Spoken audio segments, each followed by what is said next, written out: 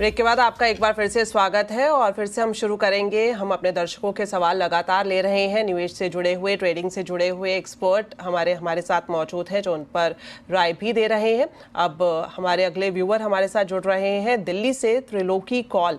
जी बताएं, स्वागत है आपका CNBC आवाज पर। कॉल जी बताएं। Good evening ma'am. मैंने 2-3 शेयर्स का थोड़ा सा एडवाइस लेना है। एक तो मैंने अडानी पावर का लिया है 645 पर, ये 15 शेयर है। मैंने लिया है HDFC बैंक 100 शेयर जो कि 980 रुपीज पर है, और एक है बेल BHEL, वो मैंने लिया है 54 पर 100 शेयर। इन तीन के लिए मेरी एडवाइस चाहिए। इसको दो में थोड़ा लॉस है कि इनको रखना है या क्या करूं, या आगे चल के इसको होल्ड करूं।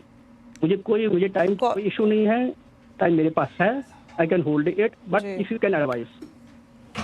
बिल्कुल, तो लॉन्ग टर्म के लिए ये होल्ड कर सकते हैं जो 2 से 3 शेयर्स इन्होंने बताए पंकज जी। सबसे पहले अदानी पार 15 शेयर है, 645 का रेट है, जिसमें हम अभी का जो देख रहे हैं वो लॉस हो रहा है प्रति शेयर 20 रुपये के आसपास। इसके अलावा HDFC बैंक के भी इनके पास 100 शेयर्स हैं, BHEL के भी इनके पास शेयर्स मौजूद हैं। तो ये लॉन्ग टर्म पूछ रहे हैं, होल्ड करने के लिए ये तैयार हैं, बताएं।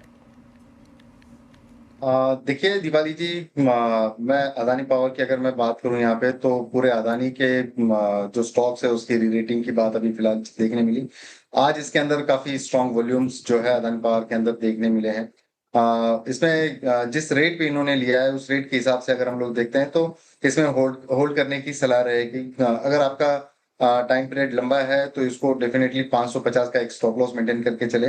टारगेट ऊपरी लेवल में मुझे लगता है कि 750 और 800 रुपए के देखने मिल सकते हैं। HDFC बैंक की ओवरऑल जो पेडिग्री है, अगर हम लोग बेंचमार्क इंडेक्स के हिसाब से अगर देखते हैं तो थोड़ा कम डिलीवर करता है, लेकिन ये काउंटर काफी कंसिस्टेंट है। बैंक निफ्टी पे सबसे बड़ा वेटेज रखने वाला काउंटर है, तो इसके अंदर जो चांसेस है लॉसेस के काफी कम हो जाते हैं।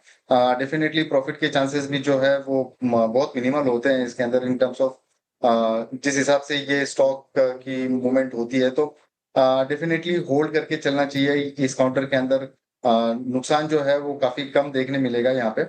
और भेल के अंदर जो जिस हिसाब से इनका प्राइस पे इन्होंने लिया हुआ है, काफी बढ़िया प्राइसेस है, लेकिन 260-270 की रेंज से एक कंटिन्यूअसली एक फॉल देखने मिला है। और अभी थोड़ा अगर हम लोग देखते हैं तो 205 के आसपास एक रेजिलियंस नजर आया, और वहां से एक रिबाउंड इस स्टॉक में देखने मिला है। मुझे लगता है कि भेल भी लॉन्ग टर्म के लिए काफी स्ट्रॉन्ग काउंटर है। फिलहाल 200 डेमा के नीचे ट्रेड कर रहा है। जब ये 235 के ऊपर ट्रेड करना शुरू कर देगा डेली टाइम फ्रेम की क्लोजिंग बेसिस के ऊपर, तो मुझे लगता है कि ये दोबारा 270-300 तक की रेंज हासिल करने में कामयाब हो सकता है। तो तीनों काउंटर्स के अंदर मेरे हिसाब से होल्ड करने की सलाह रहेगी। जी बिल्कुल, तो तीनों काउंटर्स में होल्ड करने की सलाह लॉन्ग टर्म के लिए यहाँ पर हमारे एक्सपर्ट की तरफ से दी गई है। चलिए बढ़ते हैं आगे और अब उन दर्शकों के सवाल लेते हैं जिन्होंने हमें SMS के ज़रिए भेजा है।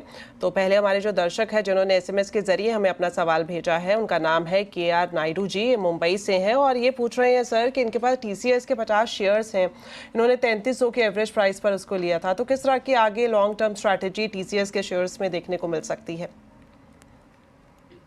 जी, ओवरऑल IT पैक के अंदर अभी एक रिसेंट यूफोरिया हम लोगों ने विटनेस किया है।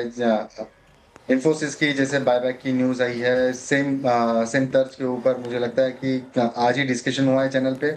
TCS में भी सेम तरीके की न्यूज हम लोग एक्सपेक्ट कर रहे हैं। मुझे लगता है कि ये काउंटर के अंदर कभी भी कोई टिप मिले तो जरूर लेना चाहिए।